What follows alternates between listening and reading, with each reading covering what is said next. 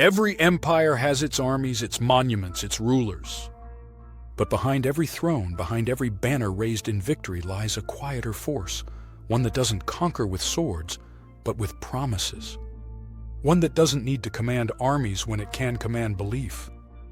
This is the story of those silent hands, the ones that shape civilizations through currency, debt, and trusts, the hands that built the temples of Babylon, the banks of Florence, and the boardrooms of today's financial world. It's a story of how power learned to whisper instead of shout, and how that whisper still controls the world we live in. Welcome to the Echoes of Wealth. If you find meaning in exploring how history's lessons still shape our world today, consider subscribing. It helps us keep these stories alive, and it brings you closer to understanding the timeless truth about money, power, and control. Long before coins, before paper, before central banks or stock markets, there were clay tablets.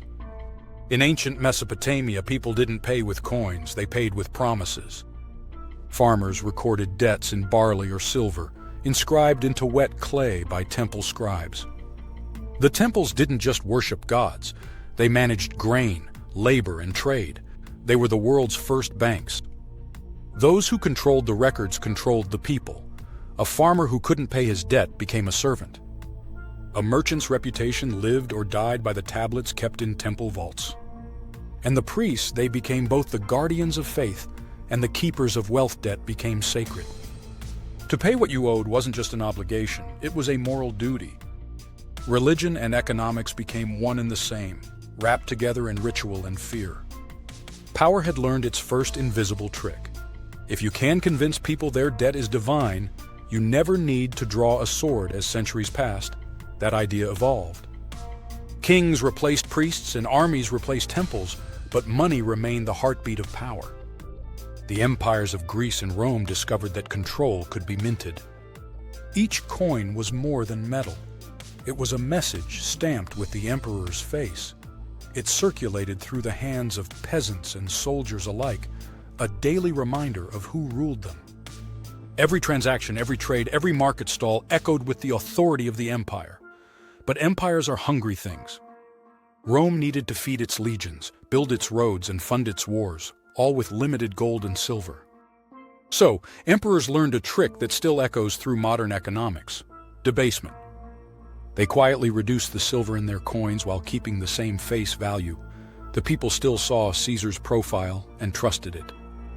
They believed the illusion of worth because that's what money has always been, an illusion we all agree to believe in. For a while the system worked until prices rose. Bread that once cost 1 coin began to cost 2, then 3. The legions demanded higher pay. The economy strained. Rome, without realizing it, had invented inflation. It was invisible, unstoppable, and devastating. The empire expanded its reach, but its wealth thinned like watered wine. And as the silver content fell, so did faith in the coin. People began to hoard gold, trade privately, and distrust the state. In the end, Rome didn't fall overnight. It eroded through the slow decay of trust. The empire's collapse wasn't just military or political. It was economic. The silent hands had overreached. When the smoke cleared, Europe descended into darkness, the Middle Ages, but the machinery of financial control didn't disappear. It simply changed its robes. The church became the new authority, a moral empire spanning continents. Gold flowed into cathedrals. Land became the measure of wealth. Tithes, indulgences, and loans quietly replaced taxes and tribute. The church taught that greed was a sin, but collecting interest through divine institutions was divine order. Yet even faith could not restrain ambition. Across the merchant cities of Italy, a new power was rising. Families of traders, lenders, and financiers who saw the future in ink and ledger rather than in sword and shield.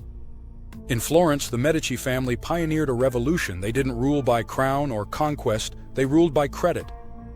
With careful accounting and strategic loans, they became bankers to kings, popes, and nations. Their genius was simple. They transformed belief into power. If a king could promise repayment, he could wage war. If a merchant could show credit, he could build ships. Money became elastic, stretched by confidence, backed by trust. And with each transaction, the world learned something profound.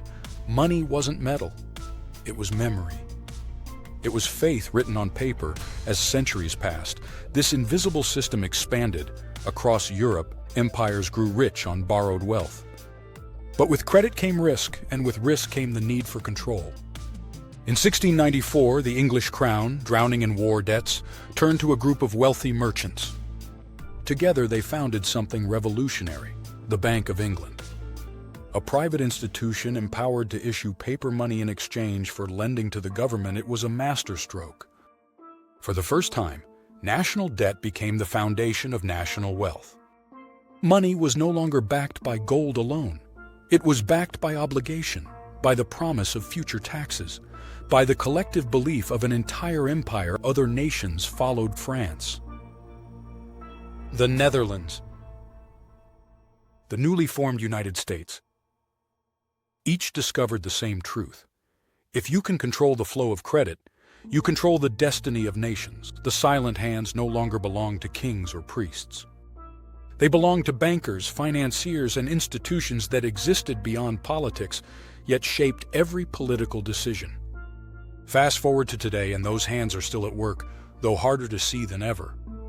Money no longer lives in vaults or pockets. It lives in data centers, spreadsheets, and algorithms. We trade in numbers, not notes. The value of your labor, your savings, your home, it all depends on the invisible decisions made in meetings behind closed doors. Interest rates adjusted by fractions of a percent can make or break entire economies.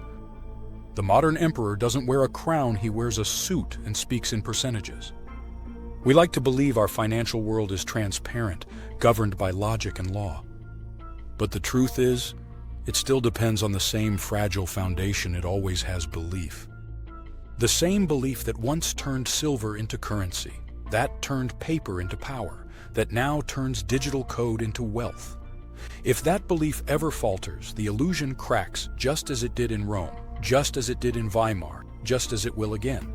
From clay tablets to credit cards, the pattern never truly changes. Power moves silently through systems few understand. Empires rise when trust is strong and crumble when faith fades. And through it all, the silent hands never rest. They adjust, adapt, evolve, engineering new ways to shape the flow of wealth, to direct the pulse of civilizations, and to remind us that control doesn't always come with chains. Sometimes it comes with interest. Because wealth, at its core, has never been about gold, or silver, or paper. It's about who writes the rules, who records the numbers, and who holds the power to change them. Empires come and go, currencies rise and fall. But belief is the constant. And as long as belief can be guided, money will remain the quietest, most efficient weapon of control ever created. Thank you for watching The Echoes of Wealth. If this story resonated with you, if it made you see Oni, history, or power in a new light, subscribe, share, and stay tuned, because this was only one chapter in a much older story. The story of how the past still writes the balance sheet of the present.